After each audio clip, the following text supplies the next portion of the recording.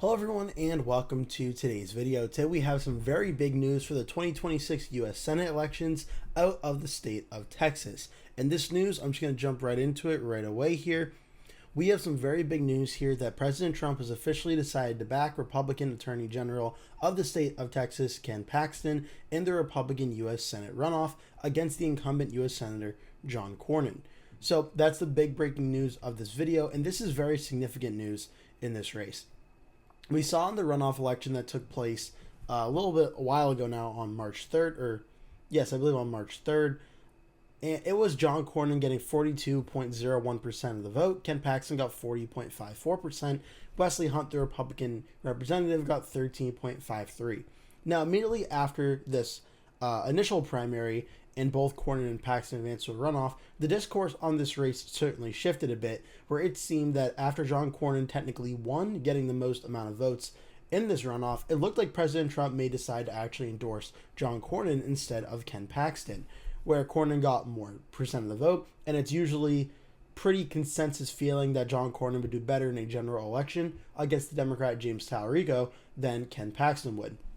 Cornyn has the track record of being a U.S. Senator, and he won his first election back in 2022, and he's really done a very solid job in terms of winning elections throughout his tenure in the U.S. Senate. The really closest it's been, I think, might have been the election in 2020, where it was like a 9.6% win for Cornyn. So this Senate race between Cornyn and Paxton seemed to be heading in the direction of John Cornyn, where so much so that Ken Paxton even put out a statement saying if John Cornyn helps President Trump and Senate Republicans get the Save America Act passed through the Senate, Ken Paxton himself would even consider dropping out of the race. Now, obviously, we see that did not come to fruition, and President Trump has officially made the endorsement in this race. Trump has backed Ken Paxton in this Republican Senate primary. It's also very significant given the discourse on Twitter I've seen among Republicans, such as Republican senators. You look at the list here of endorsements John Cornyn has, not really much of a surprise as he is a fellow U.S. Senator, but you have John Barrasso, Marsha Blackburn, Katie Britt, Tom Cotton, Steve Daines, Phil Gramm, a former senator from Texas, Bill Hagerty, Lindsey Graham, Mike Lee, Rand Paul, Pete Ricketts, Rick Scott, Tim Sheehy, John Thune, Tommy Tuberville. Numerous Republican U.S. senators have endorsed John Cornyn in this race, including the current Senate Majority Leader. And make no mistake here, a lot of Republicans that are not super ultra pro-MAGA are very disappointed and do not like this news from Trump one bit. Ken Paxton, the background on him is the Attorney General. He does have certainly a big share of scandals. He has been impeached, I do believe, by the Texas state legislature, and that has worried some Republicans that a general election with Ken Paxton as a Republican candidate gives the Democrats a better chance of winning this race, giving Paxton scandals. But President Trump decides ultimately either he doesn't care about that, or he says he would rather take the gamble on having a Republican senator like Ken Paxton, who, make no mistake, Ken Paxton, from an ideologically standpoint, would probably be one of the most pro-Trump friendly Republican senators. He's been extremely loyal to President Trump, as he's put out in his own statements for multiple years now. So Paxton, if he were to win, would be pretty much a 100% MAGA vote with President Trump on everything. And President Trump came to the conclusion that John Cornyn simply would not be that. Still, though, this runoff does have to play itself out. The current approval polling, now we can look at the runoff here. The most recent polls show that Ken Paxton is leading over John Cornyn 47-36 in this poll, which is sponsored by a PAC that does support Paxton. The neutral poll from the University of Houston from back at the end of April, beginning of May, showed it at a 3-point race, 48 for Paxton and 45 for Cornyn, with still 7% undecided. So the math is technically there for John Cornyn to try and defeat Ken Paxton, but Paxton, most of these polls, is already reaching the high 40%, and President Trump endorsing Paxton in this race is likely going to be enough to put Ken Paxton over the top in this Republican runoff. But still, the runoff will be taking place on next Tuesday. I believe that is the 26th, so we're going to have to wait and see for how that plays out as well before we can officially say that. But this is very significant. We can also look, obviously, at the Democratic side here. The Democratic primary, James Talarico, if you're unfamiliar, won the primary against Jasmine Crockett, so he's officially the Democratic candidate. We now have to wait and see for this runoff to play itself out between Cornyn and Paxton. As for the general election, though, in the state of Texas, things have definitely shifted in the Democratic direction since this news broke. On the market odds, on the Kalshi odds to win this race, look at how close it is now. The Republicans are at 54, the Democrats are at 48. Yes, I'm aware it does not add up to 100, but that's just the way Kalshi seems to do it. But you can see here, I'm going to go even in the last day as of the time I'm recording this, roughly heading into the start of May 19th, say around 10 a.m., Republicans are at 54 to 48. When the news was announced that Trump endorsed Paxton over Talarico, Talarico actually briefly took the lead in this race, getting up to 52%, Republicans still at 49. And now the Republicans have retaken the lead here, but it is incredibly tight in these market odds in the state of Texas. Now, why may that be?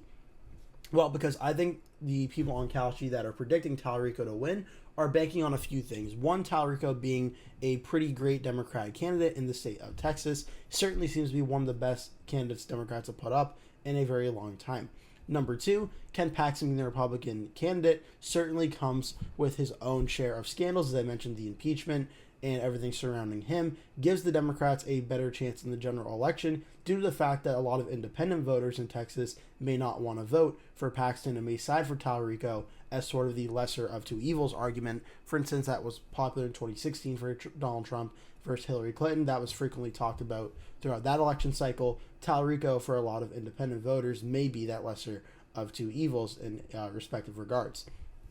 Next also comes the elephant in the room, President Trump and the Republicans themselves. The current generic ballot rating has the Republicans at 38.8%. The Democrats are at 46.1%. So the Democrats are starting to get a pretty big lead in the generic ballot. That's more for the House, but still is very significant. When we look at President Trump, his approval ratings are very poor right now as well. At 40% approved to 57.2% disapproved, Trump is overall down roughly about 17 points across the country. Now, that's not the same for all party. For the Republicans, Trump is approved of by 79.5% to 18.5% disapproved, but it is worth knowing Trump's 79.5% is actually relatively pretty low, considering when he first took office, his approval among Republicans was at around 91.4. Among independents, Trump's ratings are not very strong either. He's only at 30.7% approve among independents, 64.3% disapprove. So there's real appetite for change, it seems, from voters willing to embrace the Democrats based on how President Trump and the Republicans' approval ratings are currently looking. And then when you look at a state like Texas, I am now going to show, we're going to use the Democratic primary here. We're going to look up the 2018 Texas U.S. Senate race because this is the comp I keep seeing be made for this race. This was Republican U.S. Senator Ted Cruz. He was facing off against Democratic candidate Beto O'Rourke. Beto O'Rourke at the time was seen as someone as a really Democrat rising star that essentially came out of nowhere and made this race super competitive. I believe he made it at the time the most expensive U.S. Senate race in the history of the United States. And look at how close it got. Ted Cruz got 50.89% of the vote. Beto O'Rourke got 48.33% of the vote in this race. The Libertarian candidate got 0.78% of the vote as well. Ted Cruz was seen by many among the Democratic independents and even a handful of Republican circles as being a Republican that is very polarizing and unpopular and someone that opens up the possibility for the Democrats winning with the right type of candidate and the right type of election environment. Tell me if that sounds familiar a little bit. And this race ended up being super close. It's also significant that 2018 was the midterm election of Donald Trump in his first term, just like 2026 is the midterm election of Trump's second term. So you're kind of seeing history essentially repeat itself here, but one could argue that Ted Cruz is arguably stronger politically and less scandal-plagued at the time than even Ken Paxton was. Now, Ted Cruz, this is where the Republicans' one saving grace may be, is Ted Cruz did have a re-election in 2024, and he did win by 8.5% in the state of Texas, though that was still pretty significant given the fact President Trump won the state of Texas by 13.7% in 2024. So they were still roughly about a 5-point drop-off between Donald Trump at the top of the ticket to Ted Cruz, even on a night where the Republicans did very well essentially across the entire country. The only place in the entire country that trended to the Democratic side is the 1st District in Nebraska, which still voted by 13 points for President Trump. So it's very significant that Texas still, in the Senate race, voted more to the left than the presidential race. And in 2020, Donald Trump only won the state of Texas by 5.6%. So Texas is going to be a very interesting conversation now for 2026. Let me pull back up the 2018 map here, because this was in 2018, And Texas certainly moved more to the Republican direction in 2024 for President Trump against Kamala Harris. But again, as I just showed you, President Trump's approval ratings are essentially in the gutter right now. They're not in a very strong position. He and the Republicans are not polling very strongly here. So do we see an election environment that's similar to 2018, where the Senate race will be very close in Texas? Is it one where the Democrats maybe do even better than 2018 in some regards, with President Trump's approval ratings down so low? Or do the polls end up being off by a little bit, and do the Republicans find a way to pull it out? Do the polling averages get better before the November elections? We're going to have to wait and see.